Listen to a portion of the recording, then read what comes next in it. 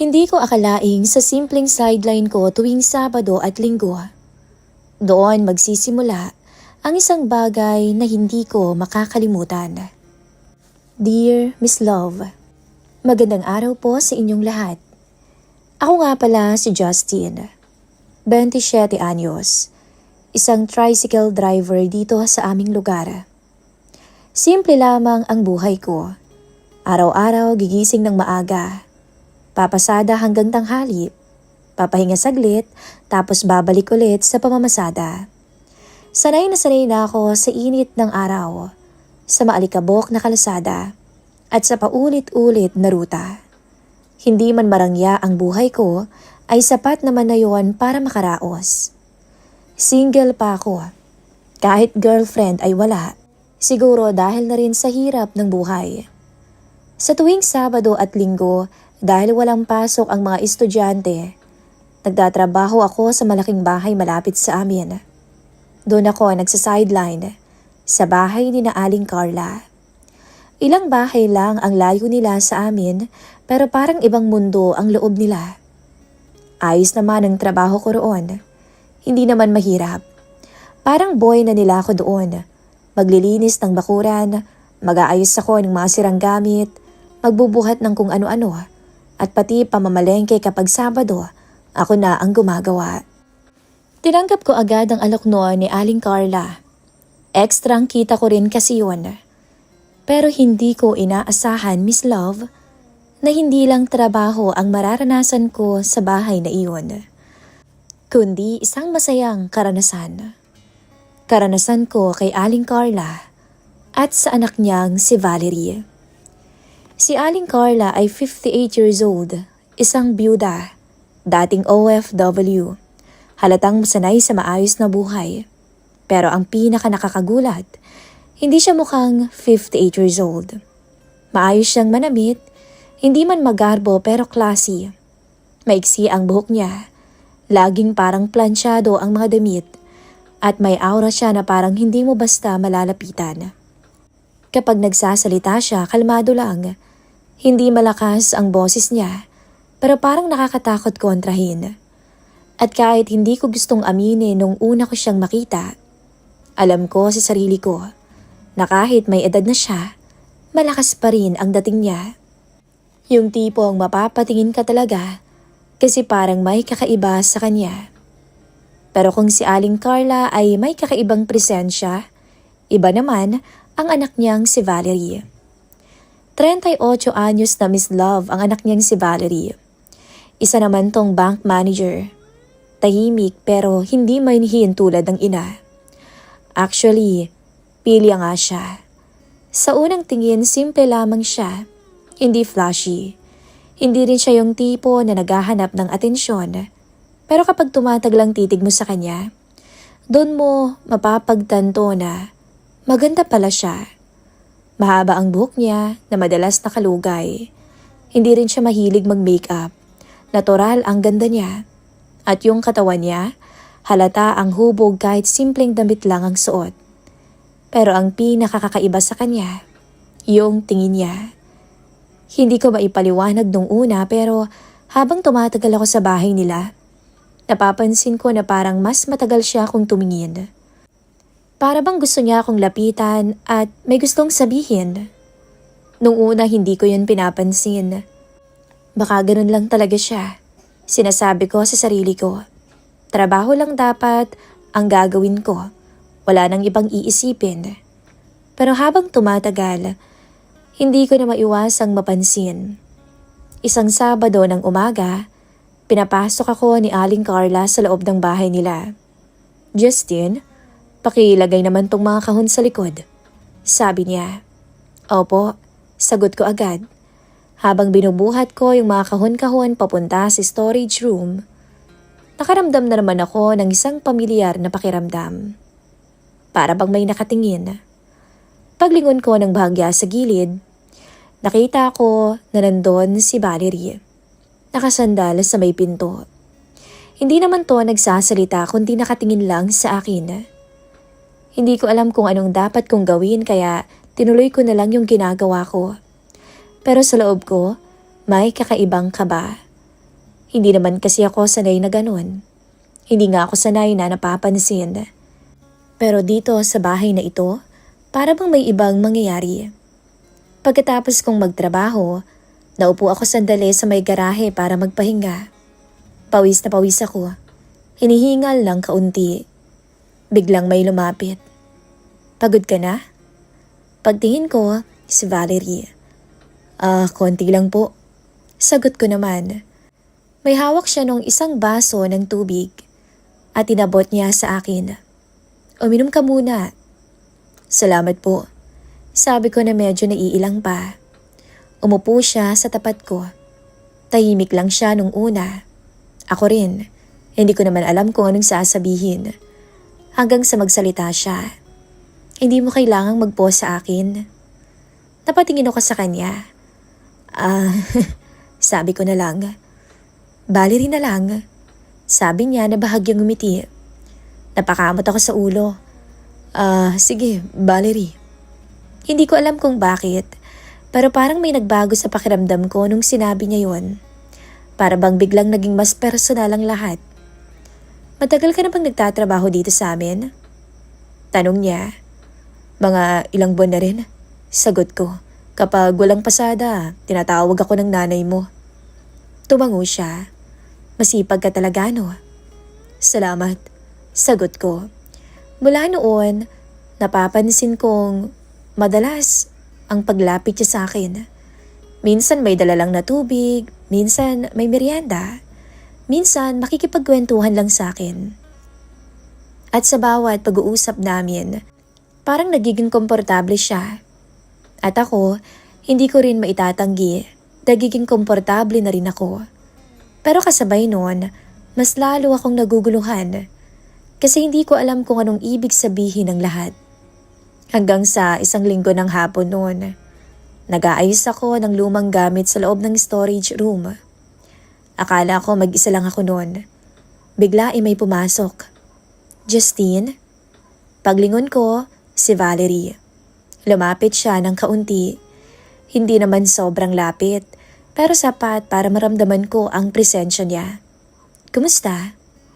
Ayos naman, sabi ko. Balita ko wala ka pa palang asawa. Tanong niya. Oo, mahirap ang buhay eh. Sus, ako stable na. May maayos din akong trabaho. May ipon. Ako ba napapansin mo bilang babae? Diretsong tanong niya. Natigilan talaga ako noon at nagulat. Hindi ko agad alam kung anong isasagot. Napapansin mo ba, Justine, yung pagtingin ko sa'yo? Yung ibang pakikitungo ko?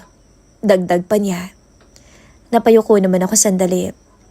Napapansin ko. Sagot ko rin sa wakas. Parang tumigil ang oras. Ano sa tingin mo? Tanong niya ulit. Huminga ako ng malalim. Hindi ko alam sabi ko. Unti-unti siyang ngumiti. Basta kung may kailangan ka, sabihin mo lang. Available naman ako anytime Mabilis lumipas ang maghapon. Paglabas ko ng bahay nila nung araw na yon, nadatnan ko si Aling Carla sa sala. Nakaupo siya at may hawak na tasa ng tsaa. Uuwi ka na ba, Justine? Tanong niya. Opo, sagot ko. Ngumiti din siya pero parang may kakaiba sa tingin niya. Salamat sa tulong mo. Wala pong anuman. Habang papalabas ako noon, hindi ko maiwasang makaramdam ng kakaiba na para bang hindi lang si Valerie ang nakakapansin sa akin. Paglabas ko ng gate nila, doon ako napahinto. Tapos huminga ako ng malalim. Hindi ako mapakali nung gabing yun. Pag-uwi ko galing sa bahay nila Aling Carla, paulit-ulit lang sa isip ko yung nangyari. Yung usapan namin ni Valerie sa storage room. Habang nakahiga ako, hawak ko lang yung cellphone ko. Scroll ng scroll kahit wala namang hinahanap. Hanggang sa may pumasok na text. Unknown number. Binuksan ko. Gising ka pa? Napakunot ang noo ko. Nag-reply ako ng, sino to? Ilang segundo lang, may dumating ng mensahe. Valerie. Parang biglang bumilis yung tibok ng puso ko. Napaupo ako. Hindi ko inaasahan. Paano mo nakuha ang number ko? Reply ko. Kay mama, may kailangan daw kaming ipagawa siya next week eh. Napangiti ako ng konti dahil parang hindi naman yun yung totoong dahilan. Kaya siya nag-text. Ganun ba? Sige po, sabi ko. Maya-maya nag-reply ulit. Sabi ko nga sa'yo, huwag ka nang magpo. Napakamot ako sa ulo at napangiti. Sige Valerie. Ilang segundo ang lumipas. Nag-text ulit siya. Anong ginagawa mo ngayon? Nakahiga lang, ikaw. Iniisip ka? Natigilan ako bigla. Hindi nga ako agad nakapag-reply eh. Hindi ko kasi alam kung nagbibiro ba siya o seryoso. Ha? Sabi ko, iniisip kita. Bakit? Bawal ba? Napahinga na lang ako ng malalim. Hindi naman. Nagulat lang. Bakit ka nagugulat? Hindi ka ba sanay? Hindi eh. Ilang segundo nag-reply ulit. Nasasanay ka rin sa akin. Doon na nagsimula ang lahat, Miss Love. Hindi ko na namalayan yung oras. Usap kami ng usap. Simpleng mga kwentuhan lang naman. Tanungan tungkol sa buhay, sa trabaho, sa mga gusto namin. At sa bawat mensahe, mas napapalapit siya sa akin. At hindi ko rin napipigilan ang sarili ko. Hanggang sa bago matulog, punta ka bukas ha, may ipapagawa ako. Oo naman, anong oras ba? Kahit umaga, hintayin kita ha. Hindi ko alam kung bakit pero parang iba yung dating ng ihintayin kita. Para bang hindi na lang trabaho yung gagawin ko. May halong excitement na. Kinabukasan ng Sabado, mas maaga akong nagising. Hindi ko alam kung dahil ba sa trabaho o dahil sa kanya. Pagdating ko sa bahay nila, napakatahimik ng paligid. Napakaaliwalas. Kumatok ako. Si Valerie ang nagbukas. Ang aga mo ha, sabi niya ng may ngiti. Ikaw kasi, sabi mo pumunta ako ng maaga diba? Sagot ko. Excited ka no? Tanong niya na bahagyang nakataas ang kilay. Napakamot naman ako sa ulo. Hindi naman. Ngumiti siya, parang alam naman niya ang totoo. Pumasok ka na nga. Pagpasok ko, napansin ko agad na wala si Aling Carla. Nasaan si mama mo? Tanong ko. May pinuntahan siya. Mamaya pa yun uuwi. Sagot niya. Parang biglang naging tahimik ang buong bahay. At mas ramdam ko ang presensya niya. May ipapagawa ka ba? Tanong ko. Meron syempre. Sagot niya. Sa likod. Naglakad siya papunta sa storage room. Tapos sumunod naman ako. Pagpasok namin, medyo madilim pero may ilaw naman sa gilid. Yung mga gamit na yan, ayusin mo ha. Sabi niya sabay turo. Yung mga sira-sira na't hindi na kailangan, siguro itapon na lang. Dagdag pa niya.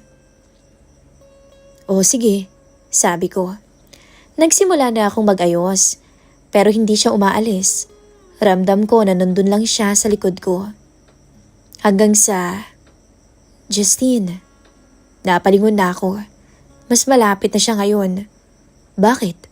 Tanong ko. Hindi ka ba kinakabahan? Tanong niya. Kinakabahan? Saan? Tanong ko na hindi ko maintindihan. Sa akin. Hindi ako agad nakasagot. Medyo.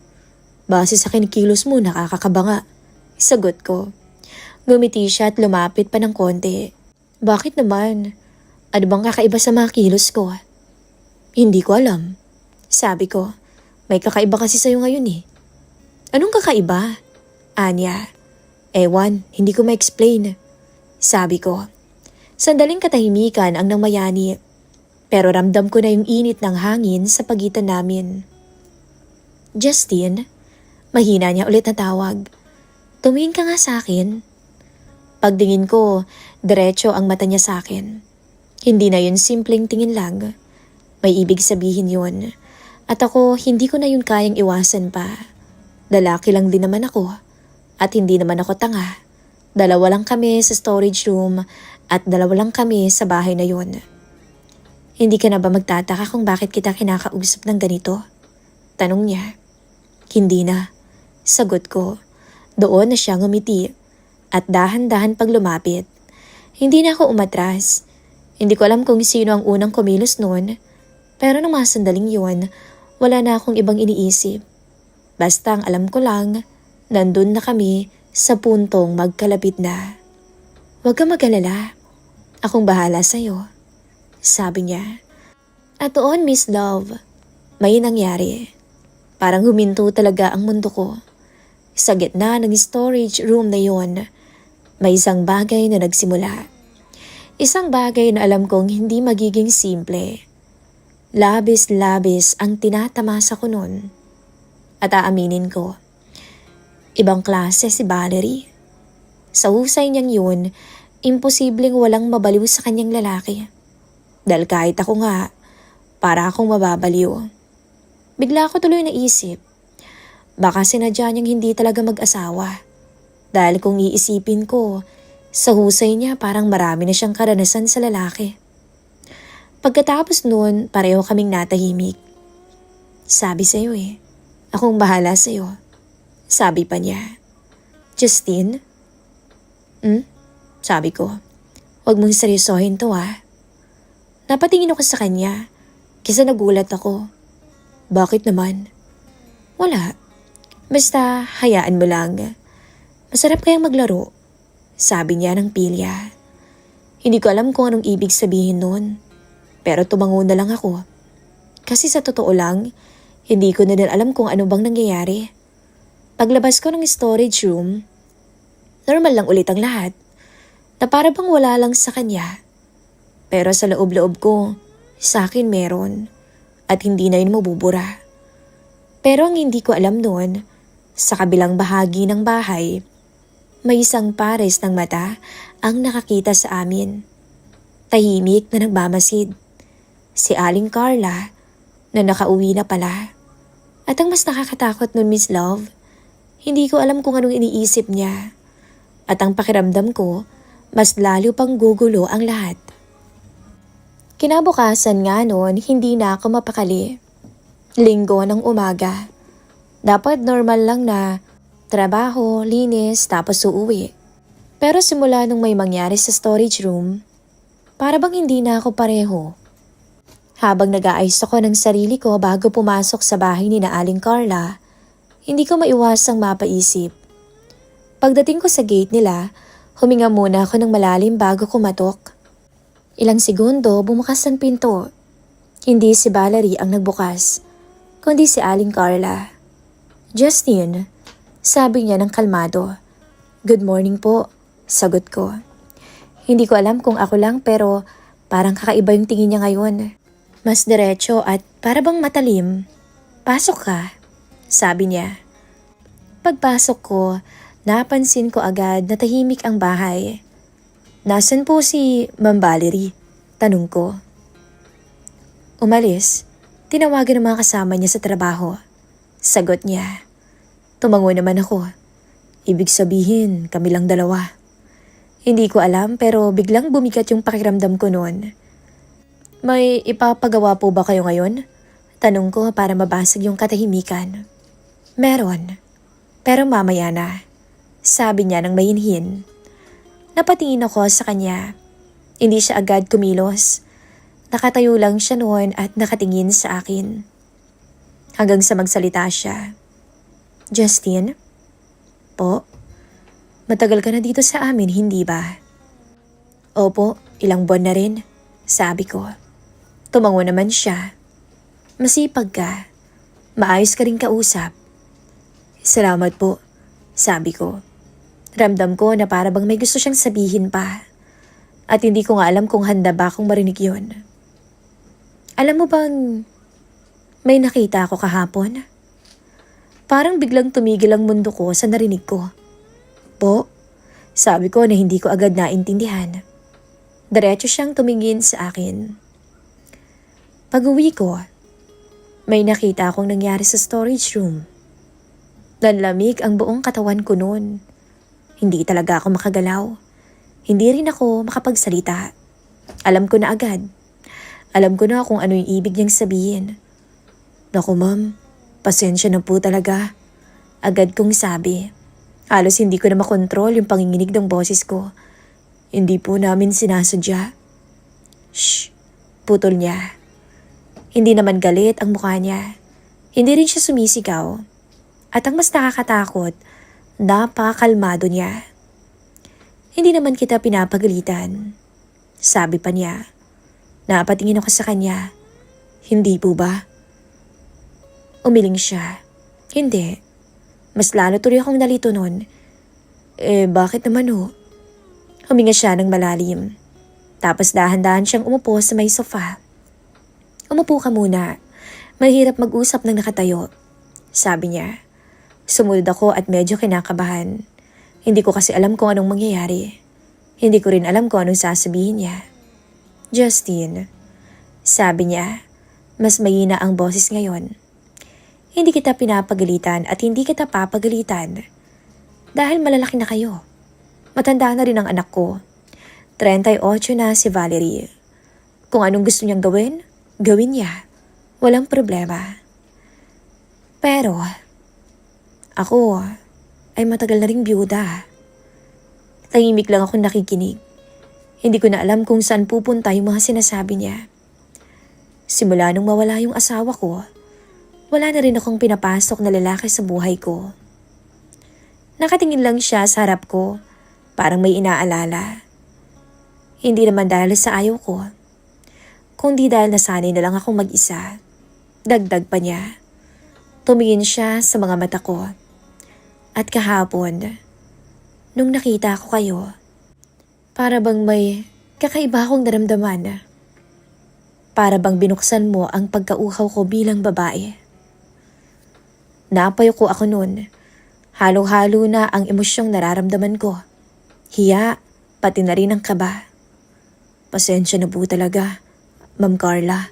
Sabi ko, hindi nga kita pinapagalitan, hindi ba? Ulit niya, mas firm na ngayon. Tumingin ako ulit sa kanya. At doon ko nga nakita, hindi nga galit ang mga mata niya, kundi may kakaibang emosyon na hindi ko agad maipaliwanag. Alam mo ba kung anong naiisip ko ngayon? Tanong niya. Umiling ako. Hindi po. Tapos sinabi niya, gusto ko ring maramdaman ulit yon. Parang binuhusan ako ng malamig na tubig sa sinabi niya. Ano po? Halos pabulong kong sabi. Diretso siyang tumingin sa akin. Gusto ko ring maranasan ulit.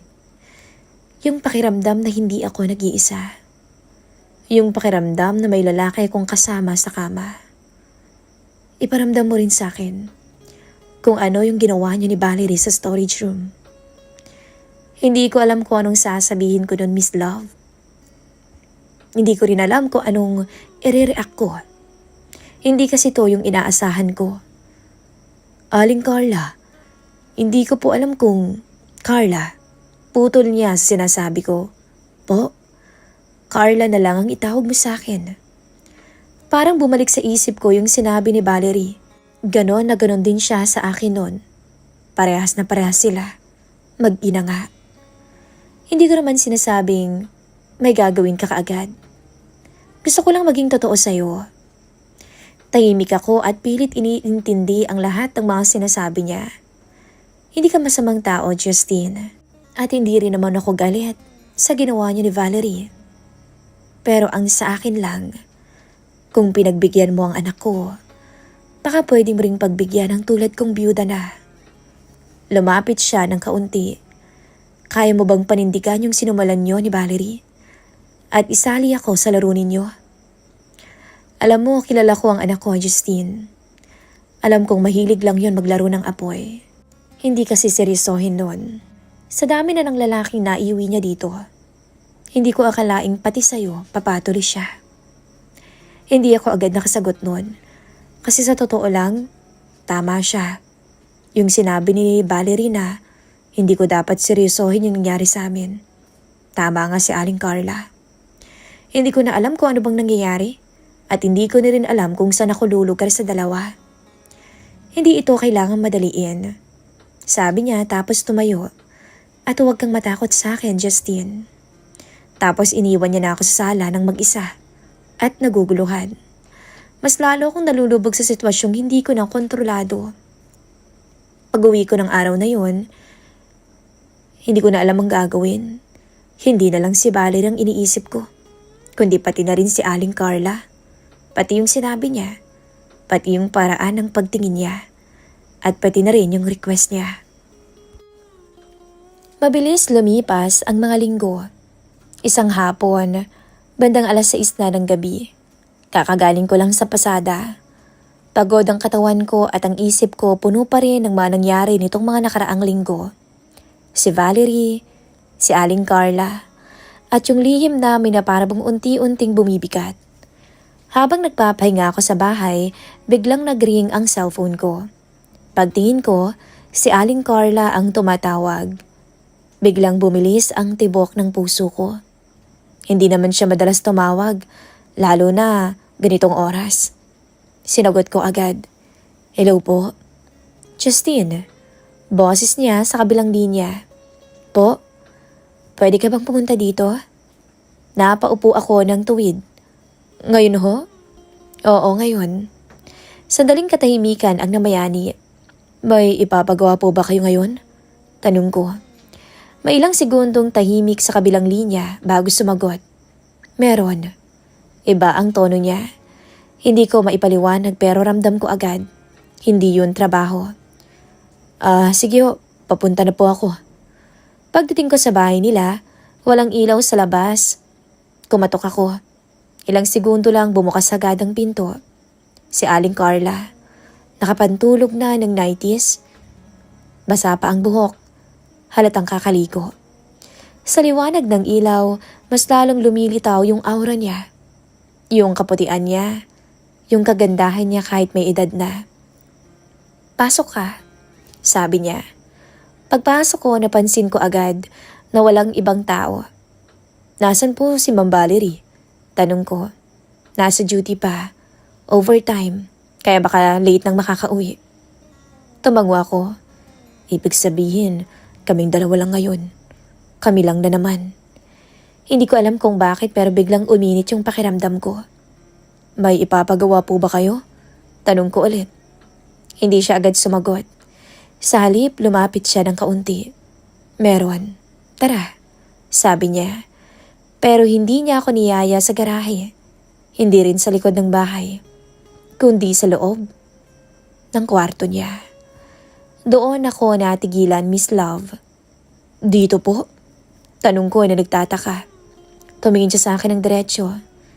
May problema ba kung dito? Naku, wala naman po. Nagtataka lang ako. Ngumiti siya ng bahagya. Halika na. Pumasok siya at hindi ko alam kung bakit pero sumunod naman ako. Pagpasok ko ng kwarto niya, malinis at maayos.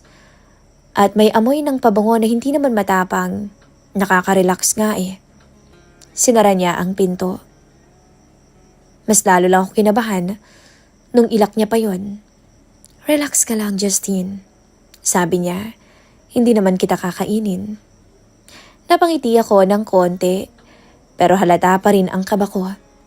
Lumapit siya. Justine? Po? Hindi ka pa rin ba nasanay sa akin? Hindi pa nga ho eh. Sabi ko nang nakatingin sa kanya. Bakit naman? Hindi ko agad nasagot.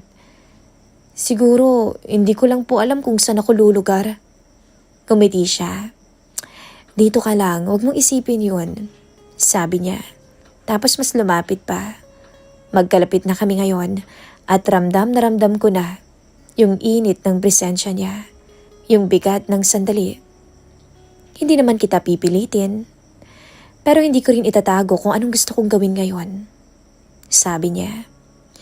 Tahimik ako pero hindi ako umiiwas. Hindi ko rin pinipigilan ang ginagawa niya. Dahan-dahan niyang hinawakan ang kamay ko. Okay lang ba? Tanong niya.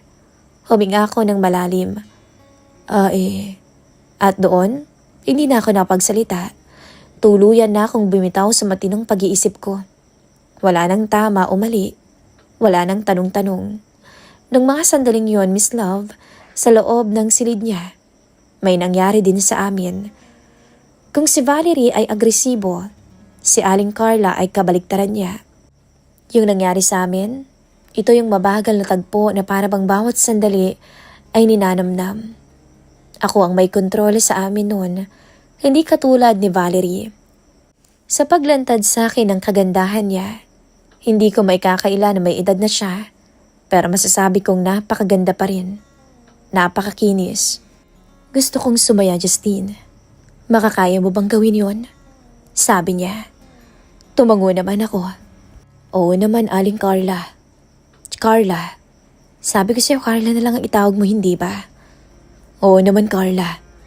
Kung yan ang request mo, pagbibigyan kita. Sabi ko na hindi na nagpakipot pa. At pagkatapos ng lahat-lahat, hingal kaming dalawa. Nakaupo na ako sa gilid ng kama niya. Pinipilit kong intindihin kung ano nga bang nangyayari. Samantalang si Carla kalmado lang siya. Parang hindi siya naguguluhan. May ngiti nga siya sa kanyang labi. Justine, huwag kang matakot, okay? Napatingin ako sa kanya.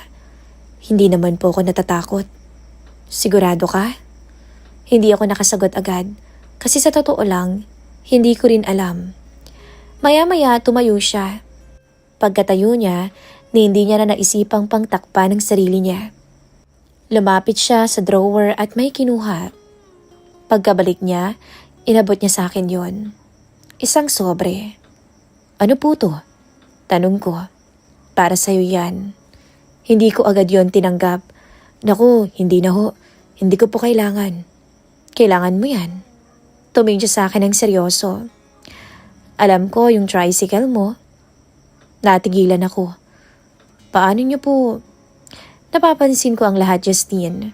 Magaling akong magmatsyag. Sabi niya. Natahimik ako noon. Hindi ko alam kung anong mararamdaman ko. Nahihiya ba ako o masaya ako? O iba pa? Sige na, tanggapin mo na. Pampaayos mo. Dagdag niya.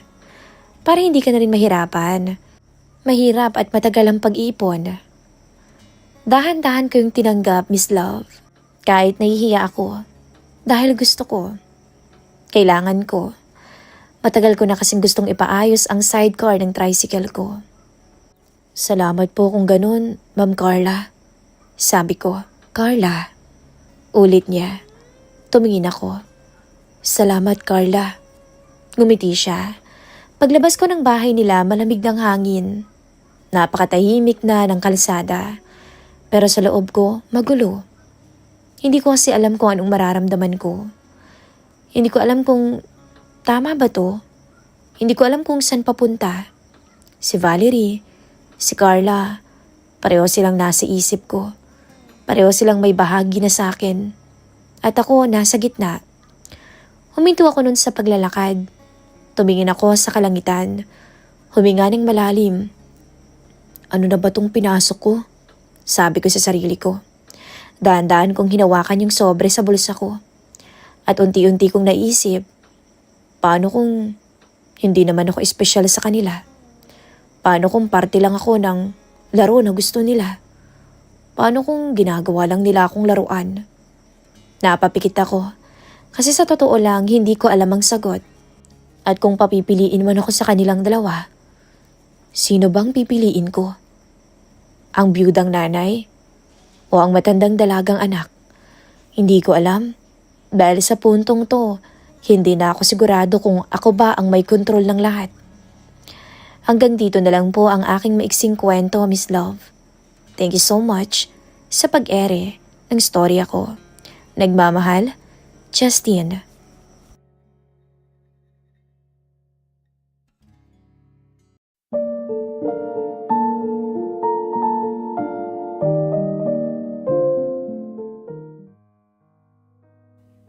Magandang araw po sa inyong lahat. Ako nga pala si Liza. 22 anyos na sa kasalukuyan at isang fresh graduate na naghahanap pa lamang ng trabaho. Sabi ng mga nakakakilala sa akin, maganda daw ako. Medyo fit ang aking pangangatawan. Hindi ako katangkaran, pero nagbigay naman yon ng kakaibang cuteness sa akin, dahilan para maging ligawin na ako noong nasa college. Maputi akong babae, at hindi naman sa pagmamayabang ay nabiyayaan din ako ng mga katangiang kinagigiliwan ng mga kalalakihan. Nag-iisa lamang akong anak ng aking mga magulang. At kahit na matagal lang hiwalay ang aking mga parents, ay naibibigay pa rin naman nila sa akin ang lahat ng aking pangangailangan. Maliban doon, masasabi kong masayahin at makulit pa rin akong tao. Walang KJ moment sa buhay ko. Hindi din ako takot na mag-eksperimento dahil na rin siguro lumaki ako sa isang broken family at nanay ko lang ang gumabay sa akin. Medyo active at maingay ako kung social media ang pinag-uusapan dahil doon ko sinasabi ang lahat ng mga hinaing ko sa buhay. Pero ni minsan, hindi dumaan sa isipan kong magiging paraan to para magkaroon ako ng hindi makakalimutang karanasan sa isang o sa piling ng isang tao na hindi ko inaasahang makakausap ko online. Si Dave, ang galante pero mahiyain kong ninong na nagtatrabaho sa Makati. Minsan lamang kaming magkita kasama ang mamagulang ko, pero masasabi ko namang mabait siyang tao at maasahan.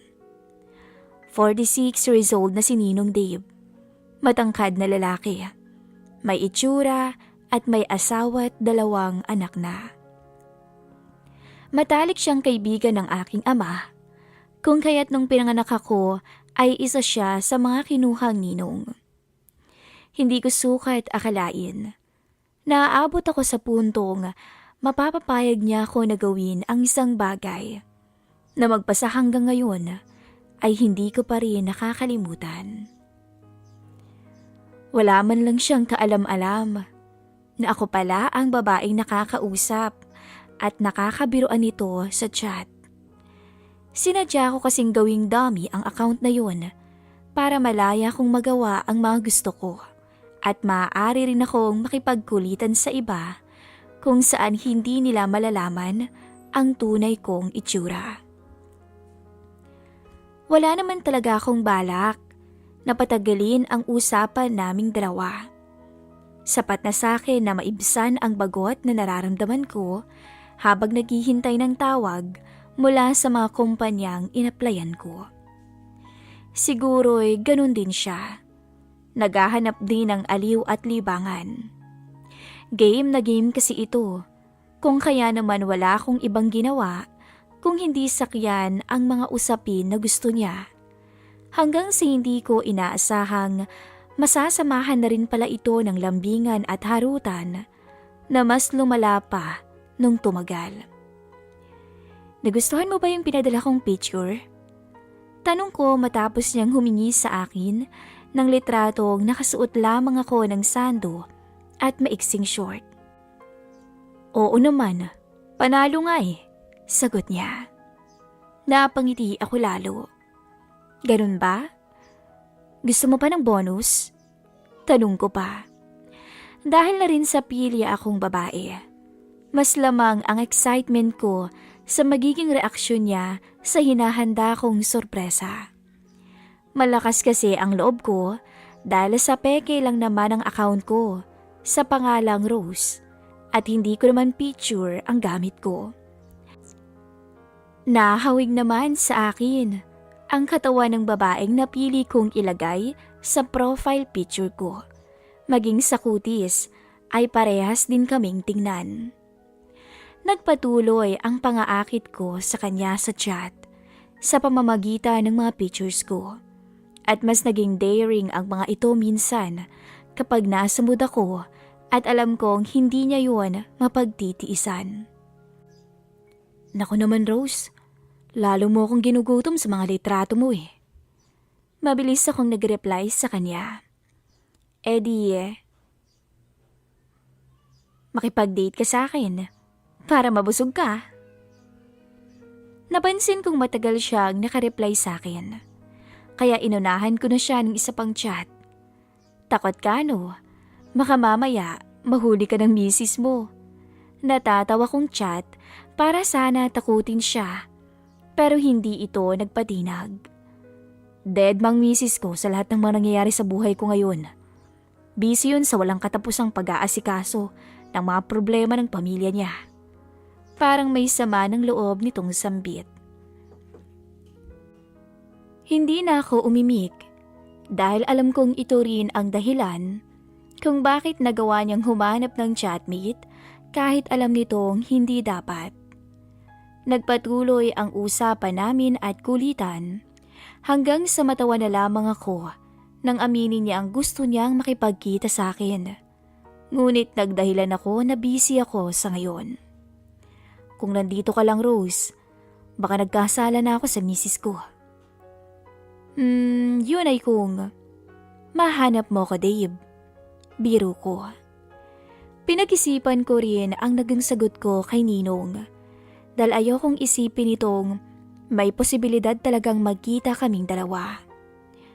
Kaya kong iwan ang asawa ko para sa'yo, Rose. Mas masaya naman ako kung magkausap tayong dalawa at naiintindihan mo rin ang sitwasyon ko. Lihim akong napabuntong hininga. Dahil hindi lamang ito ang unang beses na narinig ko yon mula sa kanya. Hanggat maaari, ayoko nang paasahin siyang totoong tao si Rose. Kung kaya naman siguro ito na ang tamang oras para matapos na ang libangan naming to. Kung magiging inactive ba ako simula sa susunod na buwan, malulungkot ka? Mabilis siyang sumagot. Halatang hindi pinag-isipan. Oo naman, Rose. Wala na akong makakausap araw-araw. Babalik na naman ako sa kakabusangot habang pinapakinggan ang mga reklamo at daing ng misis ko dahil sa dami ng problema ng pamilya niya. Nakonsensya man, pero alam kong hindi na magbabago ang desisyon ko sa sinabi niya. Hindi ba pwedeng sabihin mo sa kanya ang totoo, Dave? Na mas mabuti siguro kung mag-focus na lang siya sa pamilya niyo kesa sa problemang hindi matapos-tapos. Sabi ko. Wala akong nagawa ng binago niya ang usapan na para bang nawala na talaga to ng pag-asa sa bagay na iyon. Gustuin ko mang kumbinsin ito, ngunit wala na rin akong nagawa nang hiniling niya kung pwede kaming maging masaya na lang daw o pwede bang maging masaya na lamang daw ang usapan naming dalawa hanggang sa katapusan. Pinagbigyan ko si Ninong Dave. Ginawa ko ang lahat para maging masaya pa rin kaming dalawa hanggang sa umabot yun sa huling request niya sa akin. Gusto nito na makausap ako sa video call. Kahit daw hindi nakikita ang mukha ko, basta daw mag-kausap kaming dalawa at marinig niya ang boses ko. Nagawan ko naman ito ng paraan sa pamamagitan ng tripod kung saan nakafocus lamang ang kamera sa kalahati ng katawan ko. Habang sinasadya ko namang hinaan at hinhina ng boses ko upang huwag niya akong makilala. Ang lambing pala ng boses mo, Rose. Mahina akong natawa sa sinabi niya at sinadya pang ilapit ang sarili ko sa kamera. Hiniling kasi niya na magsuot ako ng manipis na pulang nighties na ginawa ko naman bilang goodbye gift na rin sa kanya. Siguro naman, hindi ka na malulungkot dahil nagawa ko na lahat ng gusto mo. Tanong ko sa kanya. Matapos niyang sumagot ng masayang oo, sinadya kong ibalik na ang kamera sa stand nang hindi inaasahang madulas ito sa kamay ko. Hindi ko alam kung anong nangyari. Kung kaya naman nataranta kong baka nabasag ito, kaya dinampot ko ang cellphone ko. Liza? Liza, ikaw ba yan? Para akong natuod at nalunod sa kagihiyan ng mga oras na yun at agad kong pinatay ang tawag matapos marinig ang may pinaghalong gulat at pagtatakang boses ni Ninong Dave. Lagot na. Sabi ko na lang sa sarili ko tsaka napahilamos sa aking mukha. Imbis na huling beses na sana naming mag-uusap, tsaka pa nito nabuking ang tunay kong pagkatao. Ilang araw ko ring sinadyang huwag siyang kausapin, kahit natanggap ko naman ang mga chat nito.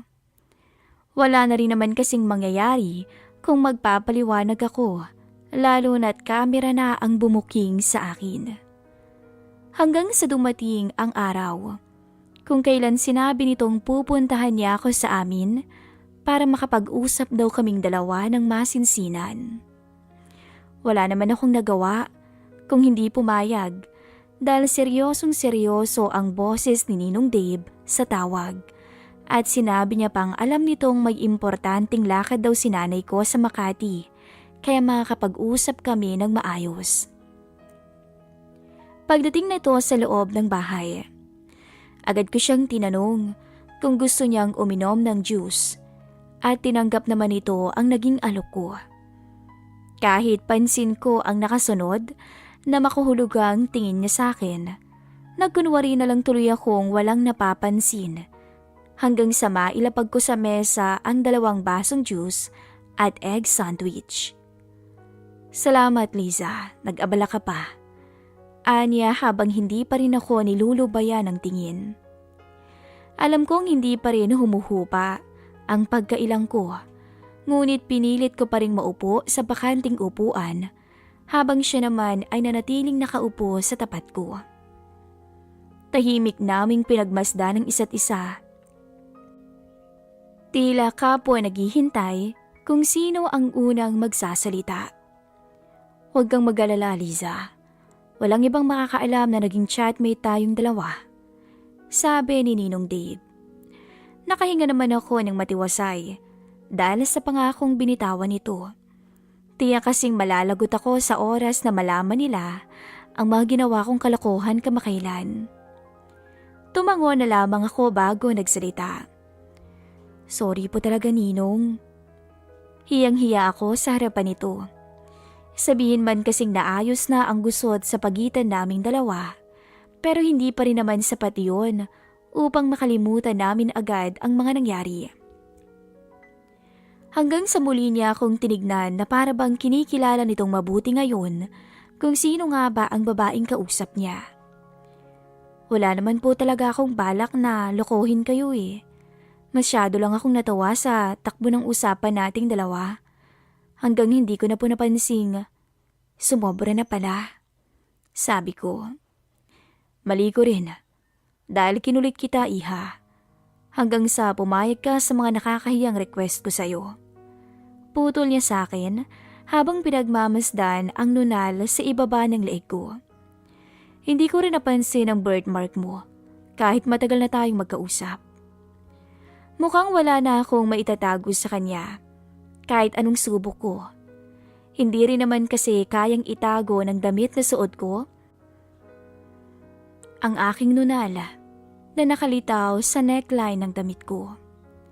Gusto kong ipilit sa kanyang kasalanan ko dahil ako ang unang lumampas sa limitasyon namin. Una pa lang ay alam kong ninong ko ang kausap ko, pero pinagpatuloy ko pa rin hanggang sa maipit na ako sa ganitong sitwasyon. Kaya tama lang natapusin na natin ang lahat, Ninong. Dahil mas magiging magulo lang kung nagkataon. Tama naman po ko, di ba? Tanong ko. Ganon na lamang ang kabang naramdaman ko nang matamis siyang ngumiti sa sinabi ko. Oo naman. Lalo na't alam kong ang kachat kong si Rose at ang inaanak kong si Lisa ay isang tao. Anya tsaka ngumiti. Wala siyang natanggap na reaksyon mula sa akin dahil para akong sinampal ng sarili kong kalokohan. Nagkamali ako. Yun naman talaga ang totoo. Maya-maya pa, tumikhim siya kung kaya naman mabilis akong napaiwas ng tingin. Saglit lang po, mag-CR po muna ako. Sabi ko pa habang pinagmamasdan to sa kinauupuan niya. Humakbang ako para pumunta sana ng banyo. Ngunit agad niya namang hinila ang aking braso. Medyo malakas yun, kung kaya naman di sinasadyang napayakap ako sa kanya nang ma-out of balance ako. Ninong? Nauutal kong sambit. Niyapos niya ang aking bewang. Sabay bulong ng mga salitang tuluyang nagpahina sa akin bilang babae. Hindi ba pwedeng Dave muna ang itawag mo sa akin kahit ngayong gabi lang? Namiss ko na kasi ang pagtawag mo sa akin ng Dave. Natulala ako sa binulong niya. Tsaka kusang napapikit na lang ang mga mata ko nang maglapat ang aming mga labi. Pakiramdam ko'y naipon ang pananabik at gigil na namin sa isa't isa mula nang magka-chat kami hanggang ngayon. Sorry, Liza. Hindi ko pwedeng palagpasin to. Humanap talaga ako ng tiyempo para makatakas sa ninang mo at makasama kita. Masuyong wika niya ng mga salitang nagpabilis ng tibok ng puso ko. Hanggang sa muli niyang sinuyo ako ng malambing na halik, kasabay ng mga haplos na umilalim sa aking mga suot. Nang mga oras na yun, wala na siyang natanggap na pagtutol mula sa akin. Alam ko naman kasi sa sarili kong hindi ko siya kayang tanggihan. Dahil noon pa man ay unti-unting nagkakaroon ang kaisipan ko na balang araw ay baka maibigay ko ang sarili ko sa kanya. Hanggang sa hindi ko na malayang, unti-unting bumagsak na ang mga suot namin sa sahig, habang ako'y napatingala na sa kisame. Saglit pa akong napaisip sa sitwasyon dahil baka ikahapahamak o ikapahamak namin ang balak niya. Paano yan? Si nanay kasi uuwi na sa bahay mamayang 10:00. Sabi ko. Ako nang bahala kung paano ko lalabas mamayang madaling araw. Siguro naman, tulog na siya ng mga oras na yun. Hindi na ako nakapagsalita pa nang tuluyang dumapo ang makasalanang halik niya sa aking leeg. Hanggang sa tuluyang buhati niya ako patungo sa kama ko. Malayo at mapusok na alapaap ang pinili naming puntahan ni Ninong Dave. Mabuti na lamang at medyo malayo ang aming mga kapitbahay. Kaya naman walang nakarinig sa boses ko na pilit ikinukubli ang isang nakaw na sandali. At kahit kabado man, ay hindi pa rin nagpaawat ang may edad ng kasama ko sa silid. Sinulit namin ang sandaling alam naming magdudulot ng pagbabago sa aming dalawa. Habang nakahiga ko sa matipuno nitong braso, hindi ko mapigilan ang huwag mapaisip. Sabihin man kasing nagawa naming totohanin ang mga napag-usapan namin sa chat, alam kong kailangan ko pa rin tapusin ang lahat para na rin sa ikabubuti naming lahat. Kailangan mo nang bumalik sa asawa mo, Dave. Para na rin sa kabutihan mo ang gagawin ko. Maingat kong hinalikan ang noo niya. Huwag lamang siyang magising mula sa mahimbing na pagkakatulog. May lungkot sa aking pagkatao dahil sa naging desisyon ko, pero wala akong pinagsisisihan. Hindi naman ako ganon na kasamang tao para agawin to sa kanyang asawa, at mas lalong hindi rin ako makasarili para palakihin pa ang gusot na kinakaharap nilang dalawa. Oo, minsan mapaglaro at mapusok ako. Dala na rin siguro ng kagustuhan kong makapag-explore sa mga bagay-bagay sa aking edad. Pero hanggang doon na lang yun. Makalipas ang ilang buwang pananahimik, ay muli kaming nagkasalubong ni Ninong Dave sa mall habang kasama ko si Ken, ang office mate ko. Bahagya lang kaming nagkatinginan tsaka napangiti sa isa't isa.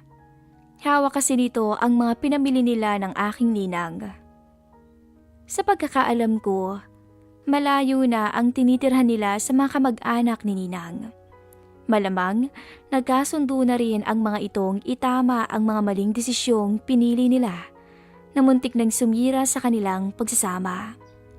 Totoo ngang nakasalalay pa rin sa ating mga desisyon ang magiging direksyon ng ating buhay, mabuti man o masama, kasalanan man o hindi. Kailangan nating piliin kung ano ang mas makakabuti para sa ating kinabukasan. Hanggang dito na lamang po ang aking istorya at maraming salamat sa mga nakinig.